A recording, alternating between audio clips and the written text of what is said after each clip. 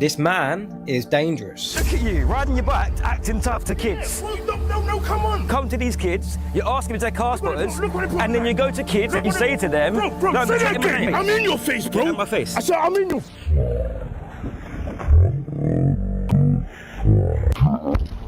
You wanna go? Yeah? You wanna go? Yes. Why are you running? Go on. I'll dump you, bro. Leave the kids alone and f off. You can whack me or you, but you ain't starting on these kids. Touch up, bro. I told you touch again, and I'm proper knocking You couldn't tell me that I pushed you back. So I pulled them up. Do you know what they've been saying online? And what? It's online. I'm big man. You started this. Shut up. You see that security up there? You started them 2 weeks ago. Yeah, I heard that. I saw that. Bro, stop talking shit, bro. Put me online, I'll be floating around. You will be. YouTube. What are you hiding for? Who's hiding? I ain't hiding. I'll see you again, bro. Tom Iconic, look me up in TikTok. I'll see you again. You came to Classic. kids, act tough. You come to me, you act tough. You go to security down there, you act tough. I live around here, mate. Yeah, you look like it. The man literally turned up into London, put his bike in the way of a restaurant's door. The security of that restaurant told him to move it. He didn't like that, started giving it all out of his clip. Right. Same guy. All the kids out there, they are car spotters. They recorded the incident and posted it online. 2 weeks later, that same man turns up to a hotel down the road from there, walking up to them same kids, literally threatening them. So I stepped in. What do you mean? They're kids, bro. What, you want to get involved? You want to get involved? They're kids. Why are you starting on kids? Yeah, you want to get involved? You're starting on kids. My aim was to bring the attention from them kids to me, and it worked. He started getting in my face, started getting loud, started getting leery, acting big tough, man. He got right into my space, which I analysed, so I waited till his weight was on the right foot, and I pushed him away from me. Basically used his own weight against it. It's a very smart thing to do. Seconds after I did this, he literally threw a cheap shot slap at me. I can't post a moment that he actually slapped me, but I can show you a picture. It didn't faze me, it didn't bother me. Started walking right towards him, and he quite literally himself. Prove to this man that he is actually little. Moral of the story, it isn't staged, it isn't fake. During this video, this man said a few things, that he'll duppy me. If you don't know what that means, look it up on the Urban Dictionary. And don't take no shit from no one. First off, shout out to Tom Iconic. That's this man's name. I'll leave a link to his channel down below. Yeah, these people are all the same. Like, I'm sure you guys have ran into people like this. They want to act up around kids and people half the size of them, half their age, until someone confronts them and they shit themselves. And these are the guys who were bullied in school. You know, they were never that guy, and they just feel good picking on kids. These guys, people who pick on kids are never about it. They never are. This is the delusion I've seen in many people. This guy thinks he's hard because he's acting like that around kids and they're getting on the defense. This flipping Muppet is a certified melon, man. Fair play to Tommy. If I could meet him, I'd shake his hand. He's a good man for looking out for them kids and not backing down from this dickhead. Move, bro. Move. Just move. For standing calf raises, second set of 15. Once I got it in me. You got it in you.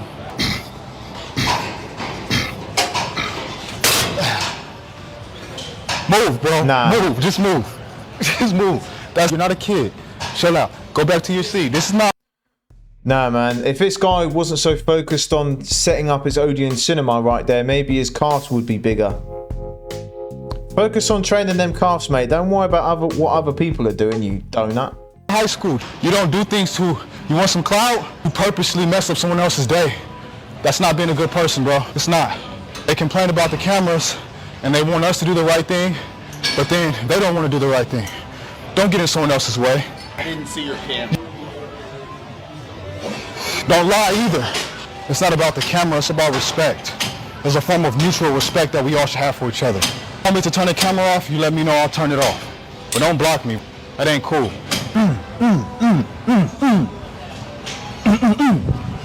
That's how I crush your ass. Have a nice day.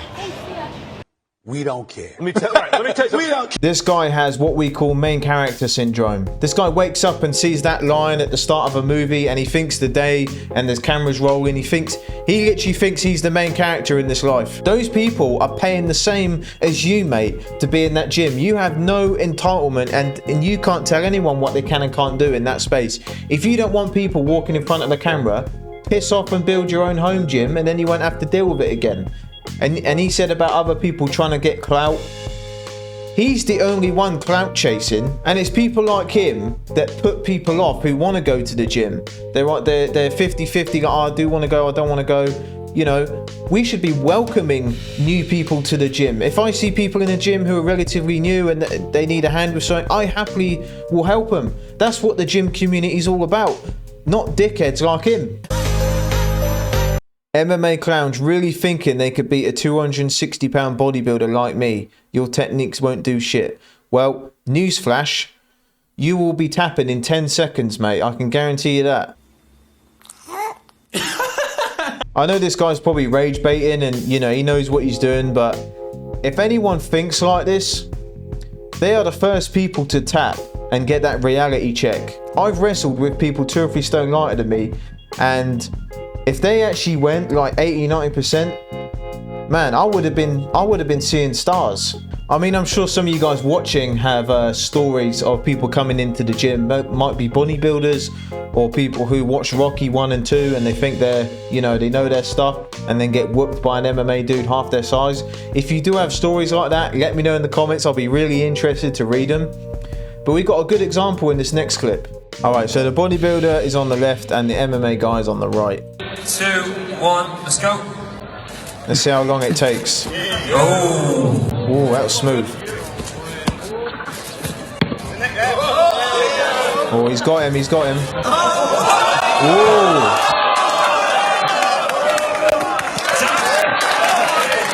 That was smooth.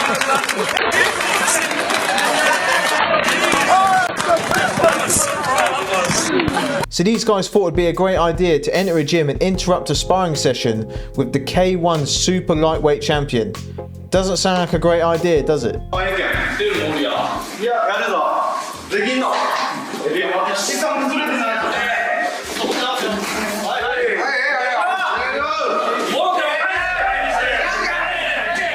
This isn't going to go down well at all.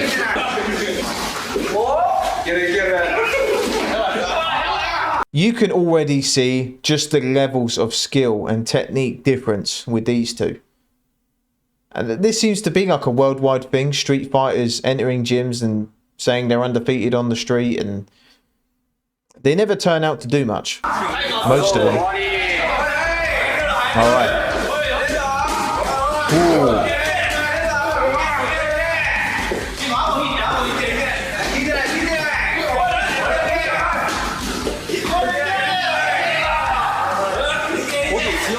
He's down.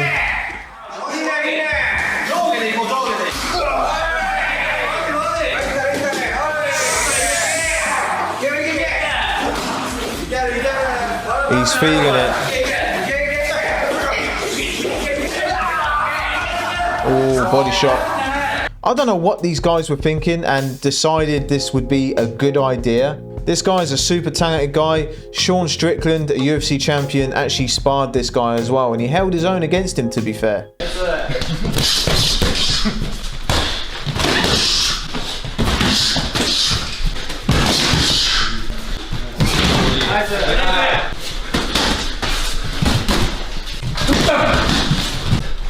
It's a small cage as well.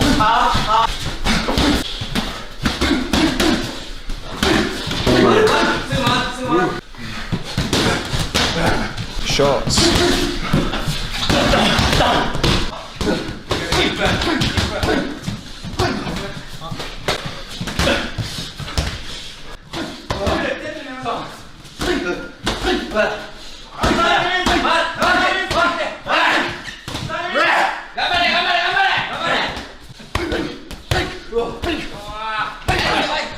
It's a good sparring session, to be fair.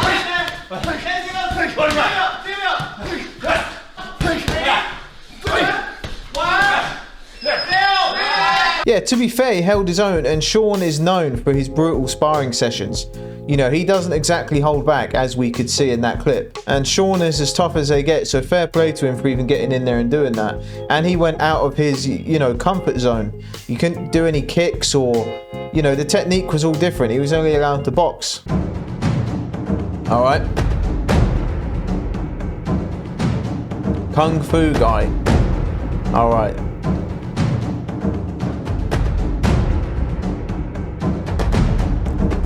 He's down. Huge boxer gets humbled by smaller jiu-jitsu fighter. All right. Knock him out. Anything else? No.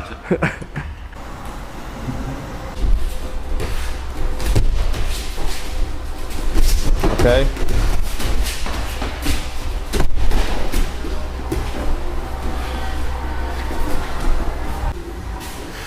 He's done already. Come on, man. That's too easy. A guy from work challenged me that I couldn't tap him in a minute. Turns out he was wrong. Here you go.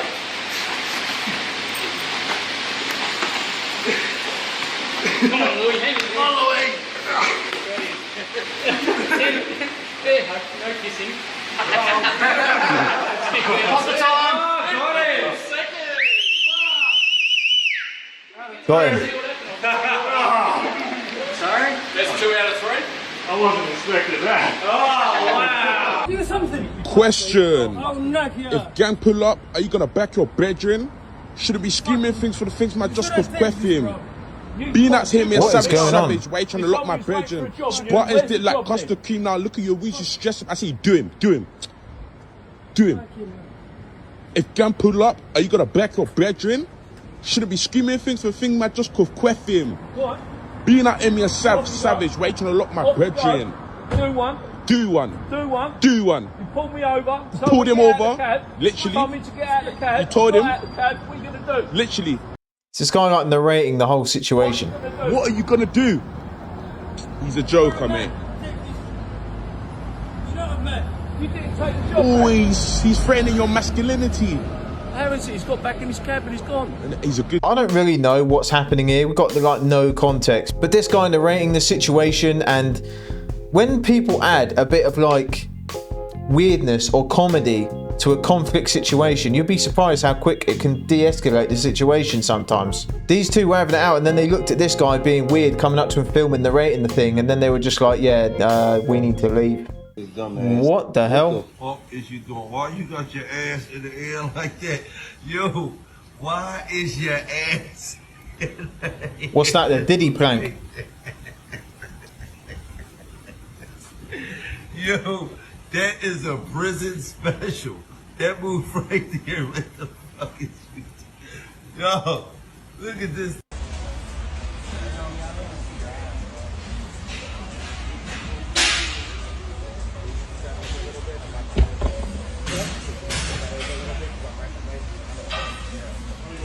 What? Simple fix. Don't look at this guy's ass then, you idiot. You think you beat me in a street fight?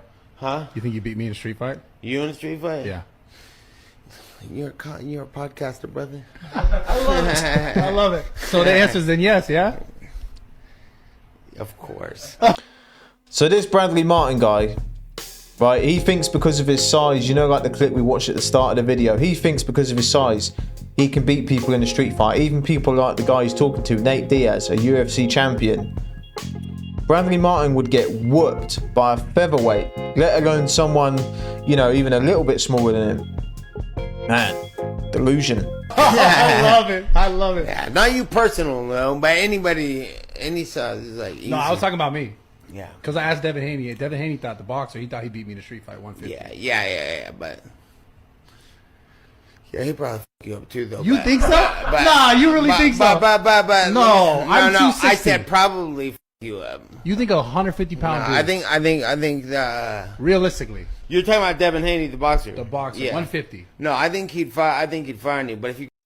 Yeah, Nate's right, and what Bradley's saying is a lot of comments from someone who's not experienced in combat, has never really experienced a confrontational conflict situation, has never been punched in the face before, done any sort of, you know, combat sport. This is something that someone like that would think. That's the way they would think, that their size really matters that much, that they could just roll over a champion or, you know, someone who's trained in that field. Is crazy, man. Grabbed a hold of him, like... It's different, and you're talking about me too, so it's different. Like, look, you're different to me than that. I know, yeah, for sure. Like, if you fought Devin Haney, you got to get him good. You got to grab that little. Oh, that's it. Yeah, and that's it, right? So you get a hold of him. You grab a hold of Devin Haney, he's probably most likely dead. Nate Diaz is being nice, probably because he doesn't want to smoke a guy on his own podcast. But you know, I've seen this with my own two eyes. People who have this mentality that, you know, because they're big dudes, They think that they could just beat everybody, like that overall's technique. Well, I say to any guy who thinks that way, go to your nearest MMA gym, boxing gym, wrestling gym, and let's see you do a couple sessions down there, and then let's see if you have the same mentality. So this guy was training with his t-shirt off and someone confronted him. Man, it's in your bathroom. Like, have some gym etiquette. What do you mean gym etiquette? You're walking around no shirt on. So you're not, yeah, you have no shirt on. You have a shirt on right now? What are you gonna do about it? What am I gonna do about it? Yeah. How about we go outside and I'll show you what I'll do about it. You can leave your phone in here unless you want to make a reality video. You get your phone. There's cameras everywhere. Okay, come on. Why do you want to go free? Put your shirt on. Because you look like a f***ing idiot. Yeah, I look like an idiot if I'm flexing in front of you, but if I'm getting gym contact, You look like an idiot. You look like an idiot. You think Yeah, he does. Ain't gonna lie. Shirt off? Well, who thinks I want you in my face screaming at me? Then put a shirt on. Be a normal human being. You gonna put it on for me? Or you gonna let me finish my video and then put my shirt on? Put a shirt on. Be a normal human being. You gonna put it on for me? Or you gonna let me finish my video and then put my shirt on? Yeah, the other guy's completely right here. If you want to film your gym documentary and reality show about the gym, do it at home, mate. You know, gyms have rules and gym etiquette, and you've got to follow that and respect that. Other people don't want to see that shit. You know, there's posing areas or whatever, but if the gym don't allow it, you got to respect that. Simple as. I mean, you look like a twat with a camera, and you look like a double down twat if you're walking around with a tripod camera with your t-shirt off. We've got another gym creep survivor to report on here. And this young lady here says, every time I go to the gym, these guys are always watching me and making me feel uncomfortable. So I decided to film them. Now, she's talking about these two guys here who are apparently, quite innocently, doing bench press on the other side of the gym. Let's get this straight. This video goes on for a minute, about a minute and a half, of her literally filming two guys on the other end of the gym. Now, if you're going to accuse someone of doing something creepy in the gym, upload a video of them doing something creepy in the gym, because the only creepy thing here is you filming them at the other end of the gym. Facts. They seem to be doing the least creepy thing that I've ever seen anyone do in a gym, which is just work out at the opposite end of the gym from you. This is getting ridiculous now. Come on, guys. Let's stop this nonsense. Yeah, he ain't wrong, and it was definitely a trend. You know, a few months ago, we saw thousands of videos of girls doing this, and they were getting millions of views and simps and linking bios and all this shit. It seemed to be more of a trend. Girls used to go to gyms looking for a video to post and ridicule a man when he's done nothing wrong. Girls 100% go places to do that. You know, back in the day, I didn't really care if someone had a phone or whatever, but now it just pisses me off when I see them. Because of all the bullshit we've seen on social media, I think they should just ban them. Just ban cameras, people filming, doing all that shit. You know, like the old school gyms, leave the phone in the locker. And let's be honest, guys, if the gym was actually playing good music, none of us would need headphones, because 99% of the music they play in gyms is shit, like Taylor Swift and all that. Who wants to listen to that when you're trying to go to another realm during your exercise? Nah, man. This kid's been on me posts for the past week or two, just talking shit. Right.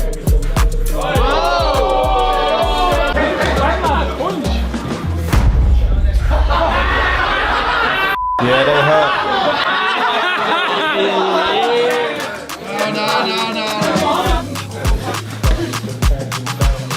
Why would anyone do this?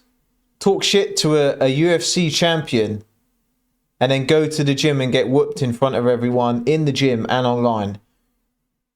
What the hell? Yeah, you gotta fight back, you gotta guard yourself. Yeah, that's it. He's done.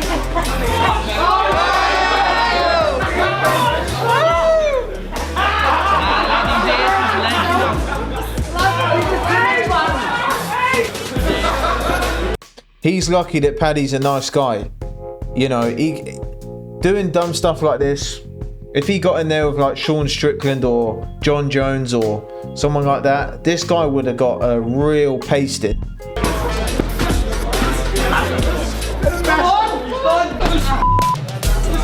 Okay. That's it, man. You know, if you're going to talk shit, you got to be able to face the consequences, and this guy did, so I'm going to give him respect for turning up to the gym and having the balls to do that. But I don't know what he was thinking. I don't know what he thought he was going to accomplish, but I say again, he was lucky that Paddy was being nice to him, because that could have gone way worse, man. See, as you can see, the more you fuck around, the more you're going to find out.